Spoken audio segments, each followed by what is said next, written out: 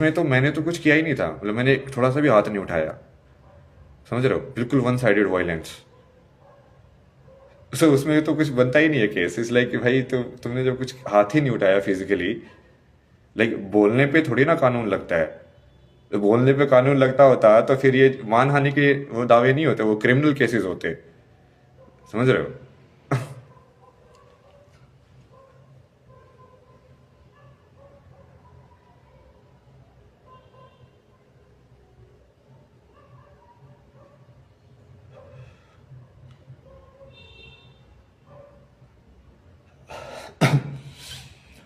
और वो वही फर्जी पुलिस, सब कुछ फर्जी।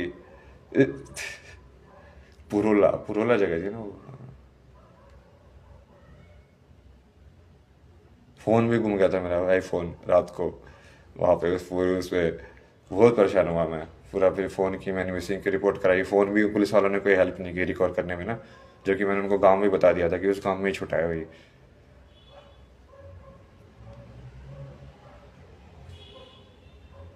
उसके बाद वही मेरे को आगे बढ़ना था, क्योंकि इस टाइम पे मैं साधना में था कि एक जगह पे एक ही रात रुकना है। ये दो दो नियम बता के रखे थे ना शिव ने, कि सिर्फ चलना है और एक जगह पे एक ही रात रुकना है। ये फॉलो कर रहा था ना मैं, तो फिर मैं तो ठीक है अपना, जो उन्होंने शिव ने भगवान ने बोला कि कोई नहीं, अब आगे बढ़, छोड़ दे उसको, टेंशन ना ले तू। सब सब हिसाब किताब होगा, वक्त आने दे।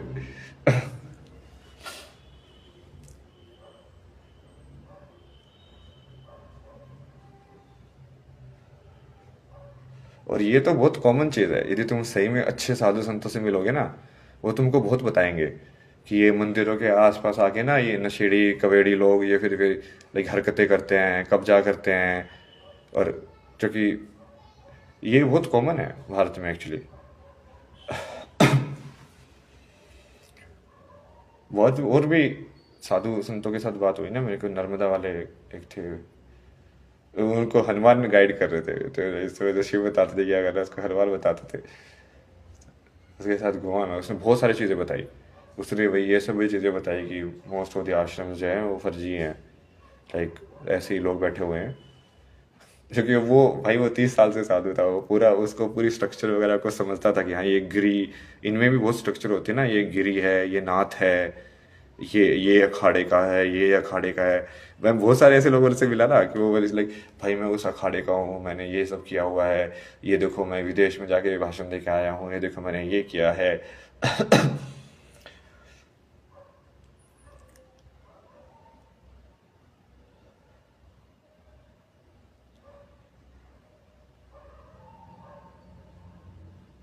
हाँ पे उस आश्रम में गया, उसमें वही डिबेट हो रही थी कि वो गिरी ही बनेगा, नाथ कैसे बन सकता है। अब जैसे ये आदित्यनाथ जो है, योगी आदित्यनाथ, ये नाथ उसका है, इसलिए इसमें आदित्यनाथ है ये।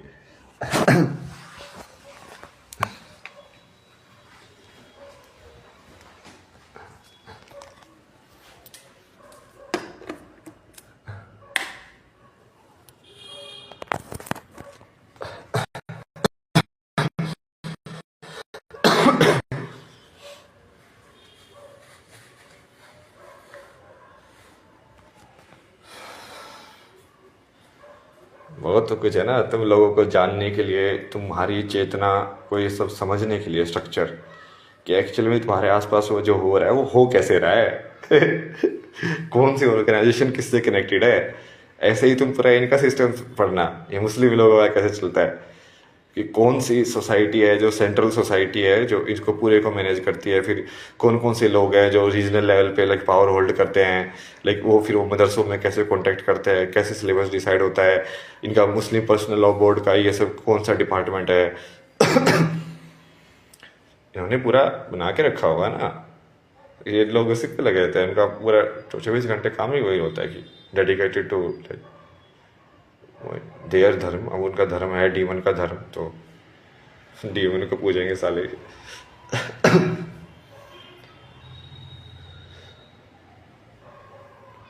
मतलब एक्चुअली में तो डीमन भी मेरे ही है मतलब। बट वो यदि मेरी बात माने ना तो फिर वो मेरे कैसे हुए, तो उनको वो चीज़ समझानी पड़ेगी। वो चीज़ समझानी पड़ेगी उनके लिए। दूसरे लोक में भेजना पड़ेगा पहले उनको, क्योंकि वो भूल चुके हैं ना मतलब सत्य को। इंसानी लोक से निकाल के दूसरे लोक में डालेंगे। भाई देखो ये डीमन लोक है, ये पाप का ही लोक है, यहाँ पे करो पाप।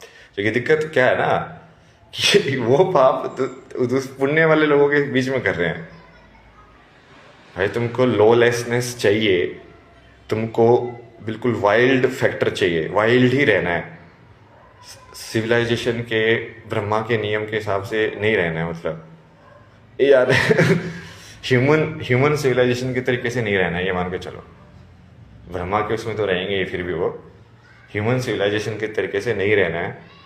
तो तुमको जिसके तरीके से रहना है, तुमको कुत्ते की तरह जीवन जीना है, तो तुमको कुत्ता ही बनाया जाए ना। इंसानी शरीर को क्यों वेस्ट कर रहे हो एक पोजीशन को?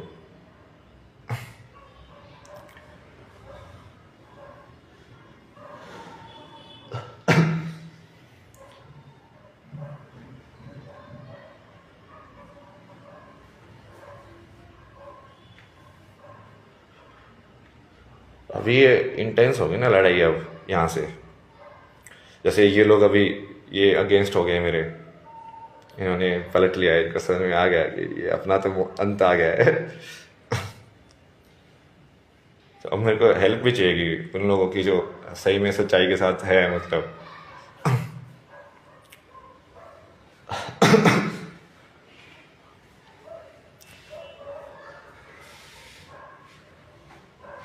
क्योंकि यदि कोई है ही नहीं सच्चाई के साथ, तो फिर मुझे लड़के भी कोई फायदा नहीं है ना। मैं तो पूरी कम्युनिटी को खत्म कर सकता हूँ ना, मैं पूरी ह्यूमन रेस को ही दूसरे लोक में पहुंचा सकता हूँ।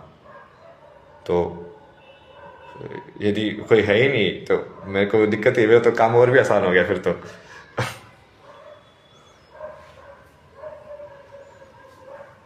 मतलब आश्रम में ही लाइक एनलाइटेड इंसान भी थी, लाइक भगवान से लोग पैसे मांग रहे हैं। वाह भाई वाह। और उसी भगवान की मूर्ति बना के रोज मंदिर में पूजा करते हैं।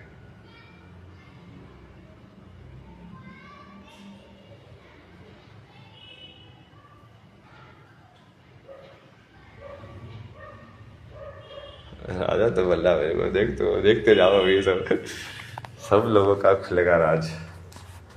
एक से बढ़ के एक इगोइस्ट इंसान है इस दुनिया में ना। ये कांग्रेस वालों का ना बहुत, ये शंकराचार्य ये कांग्रेस से तो लिंक थे, तुमने देखा नहीं? ओपनली वो बोलता था कांग्रेस के समर्थन में, मोदी के खिलाफ बोलता था ओपनली।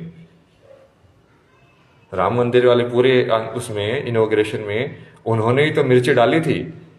जब सब लोग सेलिब्रेट कर रहे थे, सब लोग यूनाइट हो रहे थे, तो न्यूज चैनल पे जो नेगेटिव न्यूज जो डाल रहा था राम मंदिर इनॉग्रेशन के बारे में, वो कौन किसको लेके डाल रहे थे? इन्हीं लोगों को लेके डाल रहे थे वो लोग। कांग्रेस वाले इनको यूज कर रहे थे कि देखो अब मोदी जो है वो नाराज है इससे लोग। पूरा यूज किया ना उन्होंने उस टाइम पे, तो क्योंकि उस टाइम पे तक इन्होंने असली ताकत नहीं देखी थी राम की। तो वही इनके बाद में समझ में आया, तब पलट रहे हैं मतलब।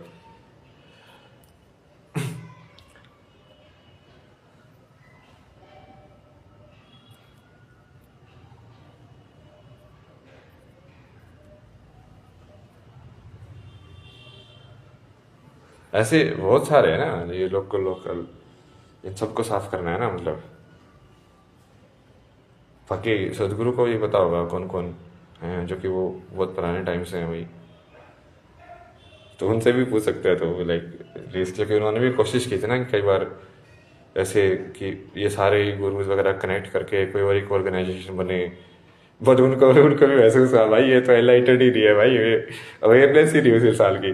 जैसे मैं मेन मेन तुमको बताता हूँ ना कि जिस इंसान को ये अवेयरनेस भी नहीं है कि वो अपना कूड़ा कहाँ पे फेंक रहा है, तुम क्या सोचते हो? उसकी कॉन्शियसनेस एनलाइटेड लेवल पे हाई है, लाइक सीरियसली, लाइक उसको इतनी सी कॉन्शियसनेस नहीं है। कॉन्शियसनेस का मतलब समझा है ना मैंने तुमको, कि किस लेवल पे तुमको ज्ञान है कि तुम क्या कर रहे हो,